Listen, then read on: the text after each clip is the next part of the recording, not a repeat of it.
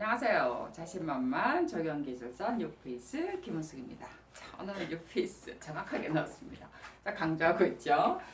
자, 우리가 저번 시간에는 7강자를 까먹었어요. 그죠? 이렇게 7강. 자, 대충 복습하는 내용들은 조금 적어놨어요. 저때 우리가 도시화 과정 하면서 제 도시 4단계 하면서 그죠? 도시 우리 활성화 프로젝트라는 단어를 이야기했습니다. 뉴 어버니즘 하면서 젠트리피케이션 다시 되돌아오는 개념이라고 그랬죠. 그러면서 과거에 어떤 뚝 떨어져 있는 드로스케이프 그죠? 어떤 산업 폐부지라든지 이런 드로스케이프들을 지금 활성화하면서 도시하고 인접시키면서 어떤 녹지 공간들을 만들어주는 개념 오픈 스페이스죠. 오픈 스페이스를 만들어주는 개념입니다. 자, 그러면서 저번에도 잠깐 이야기했던 것처럼 외국이었던 사례 하면서 우리가 슈퍼킬렌 이야기했고요. 다운 스튜디오파크 이야기했습니다. 그죠? 우리가 슈퍼킬렌은 어떤 다문화 사람들을 연결시킨 거 한번 인터넷에 찾아봐라고 그랬죠. 항상 조심할 것이 그냥 사진만 보세요. 사진만. 뭐 오만 내용을 다 안 보셔도 돼요. 그냥 책에 우리가 간단하게 제가 정리해놓은 것만 보셔도 그 내용 가지고도 충분히 쓸 수 있습니다. 그래서 책 사진을 보면서 여러분들이 개념을 좀 보시는 것이 훨씬 공부하는데 여러분이 도움이 됩니다. 그리고 다운슈는 파크도 마찬가지죠. 어떻게 계획이 되어 있는가, 그리고 어떤 개념으로 되어 있는가, 이거 정도. 그 다음에 이거 역사적이 어떻고 저떻고 사업비가 어떻고 저떻고 몇 년도 준공을 하고 착공을 차발 그런 거 좀 보지 마세요. 그 다음에 로우라인 있었고요, 하이라인 있었고요, 그죠? 자, 그 다음에 이제 외국은 그렇고 일단은 그건 사진 정도 보시면 되고요. 남의 이야기고요. 자, 우리나라에 내용들도 있습니다. 우리나라에 우리가 재생 어떤 도시 활성화 프로젝트를 보면 여러분이 잘 아시고 계시는 서울에 계시는 분들 광화문 광장 아시죠? 그 광화문 광장 계획이 끝났어요. 그래서 지금 하고 있나요? 광화문 광장은 저도 요즘 안 나가봐가지고 맨날 이렇게 지하도만 타려가지고 한 번도 안 가봤어요. 그 다음에 이제 용산 민족공원 계획 끝났죠. 그죠? 자, 그 다음에 서울 북서울 이거는 한참 이제 끝났습니다. 자, 서울 북서울 꿈의 숲 하는 것은 우리가 활성화 프로젝트라기보다는 주거 환경 개선 사업이었더랬어요. 그래서 어떤 강남과 강북의 차이점, 문화 차이점을 줄이기 위해서 옛날에 서울의 그 어떤 그 어린이 그 어린이 이렇게 그 놀이터라고 하면 좀 뭐하죠? 서울랜드는 개념 드림랜드였죠. 여기는 드림랜드 옛날에 이제 그런 구시설들을 못 쓰고 그냥 이 사그러지는 거죠. 한마디로 사그러지고 있는 것을 포함해서 그 주위를 전부 다 그 5개 구를 통과해서 할 수 있는 어떤 공원들을 만들었습니다. 자, 이것도요, 여러분이 한번 개념을 한번 보셔야 됩니다. 물론 우리가 책에 간단하게 적어놨어요. 제가 이야기하는 것은 너무나 많은 것을 찾지 말라는 거예요. 그렇게 많은 것을 볼 만큼 적용기술사가 그 내용을 묻는 게 아니에요. 늘 강조하지만. 자, 그 다음에 우리가 여기서 이제 잠깐 생각을 해보면, 우리나라에 그러면 재생사업, 물론 이제 법교에 가면요, 우리가 그런 부분들을 이야기를 할 거예요. 사실 우리가 저때도 맨 처음에 이야기했나요? 계획이라는 것이 법을 무시하고 계획이 있을 수가 없습니다. 그래서 계획을 가장 기본합니다. 그래서 실제로 선생님 계획 없이 우리 법 없이 계획을 하는데요. 그것은 남의 정원 이야기 할 때죠. 자기 정원 계획을 할 때입니다. 그래서 법 없이 여러분이 아니면은 기본적으로 우리가 공원 계획하는 것도요. 기본적으로 어떤 관리 시설 안에 들어가 있기 때문에 공원 부지가 나오는 거예요. 그래서 법 없이 우리가 할 수 없고 기술사는 더 위에 큰 법에서 실제로 기술사 공부를 하게 되고 기술사를 하게 되면 법을 모르고는 계획을 할 수가 없어요. 그래서 제가 자꾸 이렇게 재생 사업의 유형이다 따져주는 것이 여러분한테는 지루할런가는 모르겠지만 실제로 이게 가장 근간이 됩니다. 그래서 계획을 보더라도 아까도 이야기했지만 강화문 광장, 용산 민속공원, 그 다음에 서울 북서울 꿈의 숲 이런 것은 어느 사업이었지? 라고 보셔야 돼요. 그래서 재생 사업이었다 그랬는데 꿈의 숲의 같은 경우는 주거 환경 개선 사업 안에 들어가 있다는 거죠. 사업비가 틀려요. 그리고 이렇게 사업 유형을 나누다 보면요. 뭐가 있느냐면 주체가 누구냐는 거예요. 환경 분야, 그 다음에 건설고통 분야. 이것의 차이가 분명하게 있어요. 그래서 우리가 재생 사업 유형을 왜 또 따지느냐면 신도시 조성 사업이 있고요.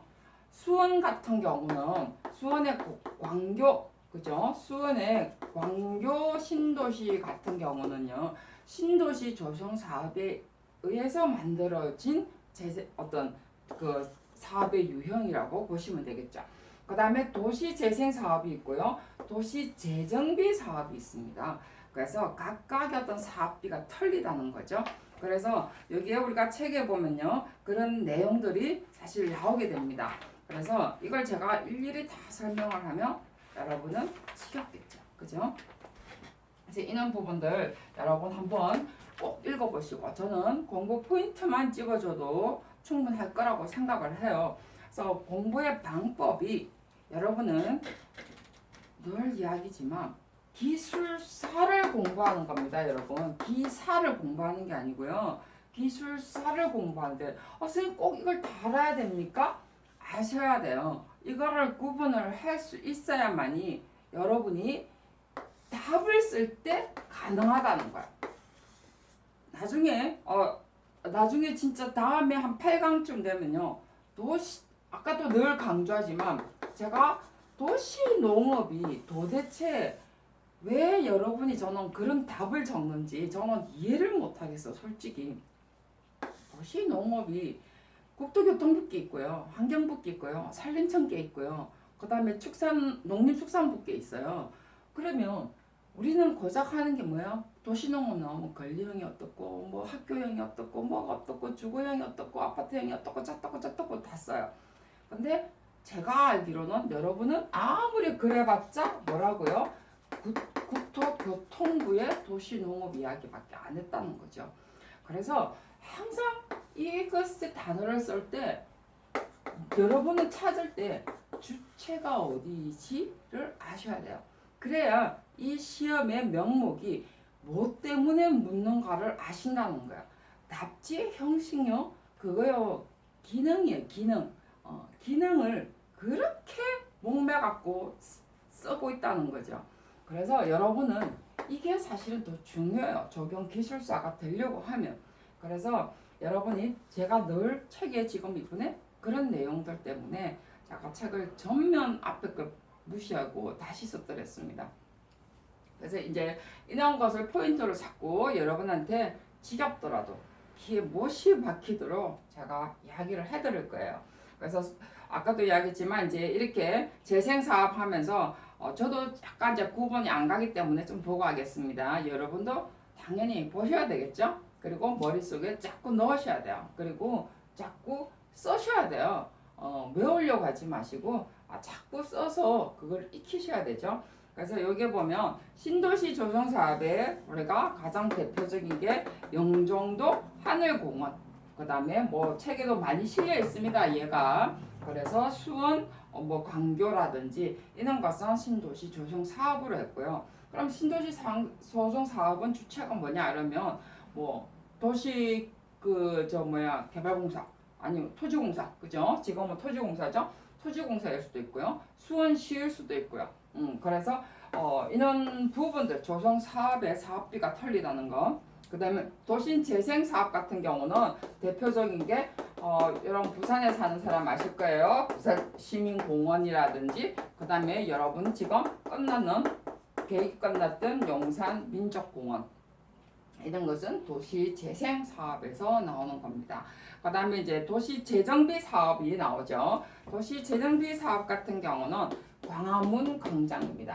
광화문 광장 같은 경우가 우리가 도시 재정비 사업의 대표적인 예로 보면 되겠죠.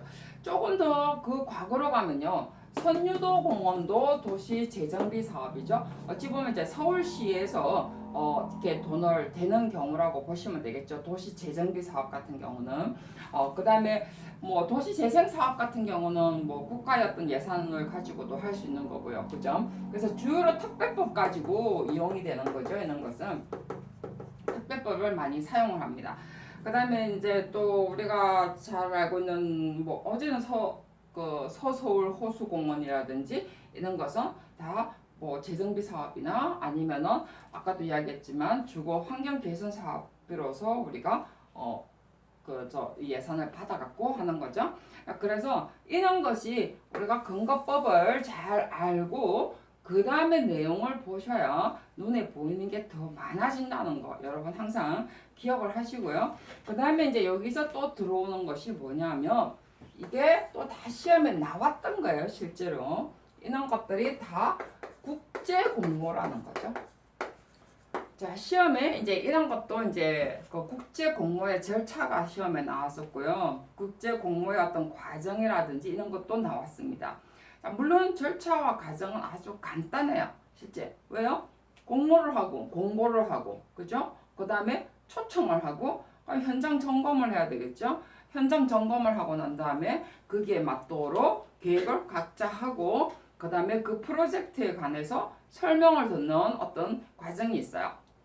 설명을 듣고 난 다음에 거기서 작품을 뽑겠죠. 그죠? 근데 공모를 하는데 공모를 물론 국제적으로 다 내긴 되는데 많은 사람이 오면은 초청해갖고 좀 힘들잖아요. 그래서 지명을 하는 경우가 있습니다. 지명을 하는 경우가 있고 그다음 지명하는 과정에서 컨소시엄을 하도록 하죠. 그죠? 자, 그래서 이제 그런 어떤 과정들은 굳이 안 외우고 굳이 자료를 많이 안 채워도 일단 설계하는 과정들은 그냥 저절로 기억되죠. 그죠? 여러분 기억 안 되나요? 저는 한 번 보고 기억되는데 머리가 좋아서가 아니고 머릿속에 이미지만 싹 서쳐도 여러분이 그냥 된다는 거예요. 자꾸 외우려고 하니까 안 되는 거예요. 실제로. 그래서 이제 이게 우리가 말하는 이제 나중에 국제 공모로 사실 넘어갈 건데요. 이제 국제 공모를 하면서 국제 공모 하기 전에 제가 안에 잠깐 이제 책에 보게 되면 공모 절차가 나옵니다. 제가 페이지 수는 말을 해줄 수가 없어요. 왜냐하면 페이지 수가 바뀌기 때문에. 그래서 잠깐 다시 자료는 서초수도학원에 들어가시면 자료는 다운받을 수 있고요. 지금 내용은 제가 좀 우리 컴퓨터에 좀 실었으면 좋겠는데 그 실는 방법을 제가 몰라가지고 그건 제가 실어 드릴 수도 없고 더군다나 또 아직 책이 조금 나오기 전이라서 출판사에서도 조금 꺼리는 경향도 있고 그래서 제가 지금 드릴 수는 없습니다. 사실은 그래도 뭐 자유롭게 이 수도학원에서는 굳이 뭐 그걸 안 해도 받을 수 있도록 제가 이야기는 해놨어요. 자, 그래 놓고 잠깐 이제 또 공모 절차를 잠깐 제가 한번 보도록 할게요. 공모 절차 중에 이제 중요한 것이 여기 보면 물론 이제 공모 절차가 1단계, 2단계로 나눠집니다. 그래서 뭐 아까 잠깐 이야기했던 것처럼 공고를 하고 그죠? 그다음에 뭐 지정을 하는 경우도 있고 대체로 지정을 하죠. 그다음에 그 업체들이 한국의 업체들하고 끼워서 하는 경우가 있고 안 끼는 경우도 있고 그다음에 한국 업체들이 컨소시엄에서 설계를 해갖고 오는 경우가 있고 그래서 그다음에 과정을 초청을 해서 현장 설명을 하고 그다음에 프로젝트를 설명하는 과정 그다음에 거기에서 지금 심사위원들이 있습니다. 심사위원 물론 몇 명 주 심사위원이 있죠. 주 심사위원이 있고 그 12일이 있다 이런 것까지는 굳이 할 필요는 없겠죠. 자, 그래서 거기에 이제 중요한 과정이에요. 여기에 뭐가 있냐면 비전과 목표라는 내용들을 한번 보는데 그 비전과 목표를 우리가 이 내용은요 어떤 내용을 가지고 하느냐죠. 예를 들면 광화문 같은 경우는 가장 중요시하는 게 뭐겠어요? 역사성이겠죠. 아니면 용산공원 같은 경우도 마찬가지겠죠. 용산민속공원도 역사성이 가장 중요한 거겠죠. 그래서 그런 어떤 비전과 목표를 딱 주어줍니다. 그래서 역사성이나 그 다음에 어떤 시민성, 그 다음에 어떤 뭐 보행성, 서로가 연결할 수 있는 어떤 가정. 광화문 광장 같은 경우는 보행성이 주죠. 그죠? 어떻게 보행을 잘하게 할 것인가 라는 것이 주 포인트입니다. 그래서 이런 내용과 비전과 목표는요. 그게 프로젝트가 어떤 성격을 띠느냐에 따라서 주 포인트가 사실은 주어집니다. 그래서 책에는 광화문 광장과 그 다음에 용산 민속공원을 두 개 비교를 해놨어요. 그래서 하나는 역사성, 그 다음에 하나는 그 광화문 광장은 시민성과 그 다음에 보행성을 포인트로 뒀고요. 민속공원 같은 경우는 역사성과 장소성에 포인트를 뒀습니다. 그리고 민속 용산 같은 경우는 옛날에 어떤 군부대였기 때문에 생태적인 가치 복원에 제가 포인트를 뒀어요. 제가 포인트를 둔 게 아니고 계획의 비전과 어떤 목표에 포인트를 뒀습니다. 그 다음에 이제 설계 기법, 당선자의 설계 기법이 어떻는가 한번 보시고요. 제가 왜 지금 비전과 목표를 설명을 이렇게 간단하게 하느냐면 여러분이 찾아오라면 굉장히 애매모호하게 찾아옵니다. 그리고 너무 많이 찾아온다는 거죠. 이 책에 지금 제가 역사성, 그 다음에 시민성, 보행성은 광화문 광장이고 민속공원 같은 경우는 역사성, 장소성, 그 다음에 생태적 복원 쪽이 포인트다 라고 제가 적었는데 실제로 그 설계 개념에는 그런 게 없어요. 안 적혀 있어요. 저는 이쪽 포인트를 그 내용 주 포인트가 이렇게 흘러가 있다는 거죠. 그래서 이렇게 포인트를 찍어서 제가 이렇게 잘라낸 거예요. 차이점을 둔 거죠. 어떤 내용에 포인트가 있느냐. 이것이 여러분이 찾아내는 것이 기술사 공부의 가장 관건입니다. 여러분. 자꾸 이렇게 공부를 하셔야만이 여러분이 설계를 보는 눈이 커지고요. 기술사 답지를 쓰는데도 실력이 커지는 거예요. 공부하는 방법 조금만 좀 더 바꾸시기를 바라면서요. 다음 시간에는 우리가 북설 꿈하고 그 다음에 또 뭐가 있죠? 공모의 어떤 사례에 관해서 잠깐 이제 이야기를 하도록 하겠습니다. 오늘 수고 많이 하셨고요. 다음 시간에 뵙도록 하겠습니다. 수고하셨습니다.